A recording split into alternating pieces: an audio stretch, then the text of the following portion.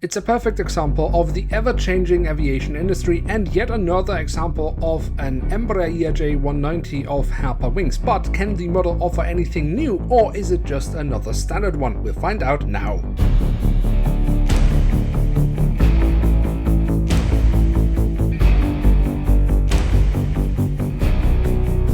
And with that, hello and welcome to a new episode of Review, where we today will take a closer look at an Embraer ERJ-190 of Air France Hop. More about the airline later in this episode. We start off with the box where we in the front have the cutout so we can get a glimpse of the aircraft model inside, and on top of the box we have the Air France Hop branding. The backside of the box, well, we have another cutout, and I find it very difficult to say what I think about it without using swear words, so I think we just leave it there.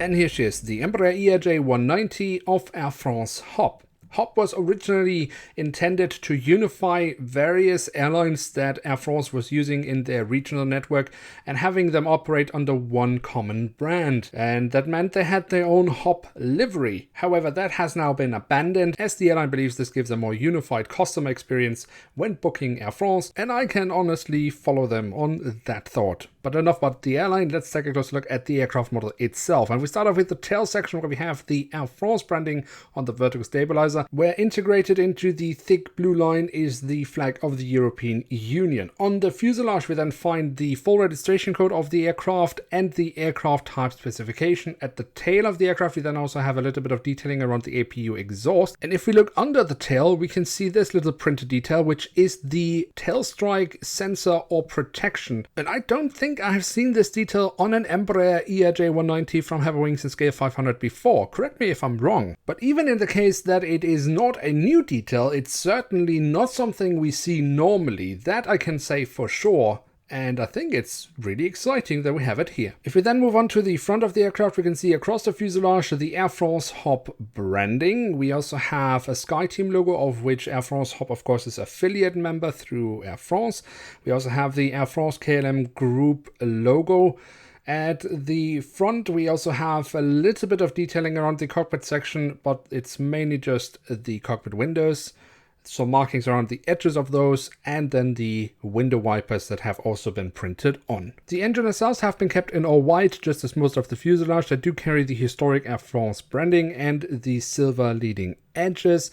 I think overall they are rather decently detailed. Obviously these engines get quite small in scale 500, so for that I think Herpa's done a decent job. If you also take a quick look into the engines from the front, we can then very nicely also see that they have also added the engine fan blades. Above the wings we then also find the emergency exit has been printed on, and that of course leads us straight to the wings, which we definitely also should spend a little bit of time with. If we're looking at the top side, we can see the different flaps, slats and spoilers have been carved out rather nicely. We also have the markings for the emergency exit. Also, the underside of the wings I think look decent. Obviously it's not the highlight of the aircraft, but I think it looks okay. Here we also find the full registration code of the aircraft once again. The Embraer ERJ-190 also has these lovely winglets, and I think Herpa has overall done a decent job replicating those. Where I think Herpa could improve themselves a little bit on this model is the landing gear. Now here we have the main landing gear underneath the wings, and I think it looks rather nice. That's not the issue, but the issue is it is made out of plastic. And it's so thin, it just feels like it could break at any given moment. Now, to be fair, it did not break while I was filming it, but I don't like that it feels like it could break at any given moment. So the landing gear for me is maybe a little bit of a mixed bag. Where I'm really happy then again is when I look at the doors to the cargo compartments. Now, they haven't just been printed on, but they have also actually been added with a little additional detail. That's not a huge new thing. We have seen that on other models from Herpa Wings, but it doesn't happen that often. And it's these small things, when Herpa adds them, that they just improve their overall model in a massive way.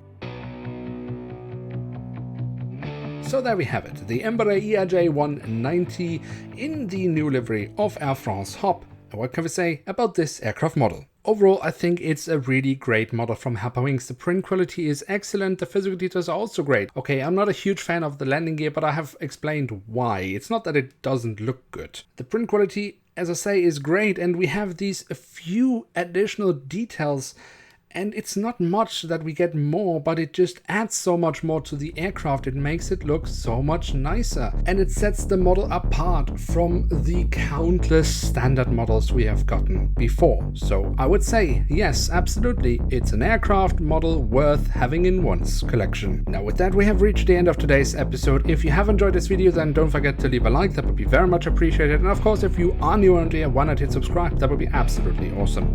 With that, I'd like to say thank you so much for watching. Hope to see you soon again. I'm checking out, and bye.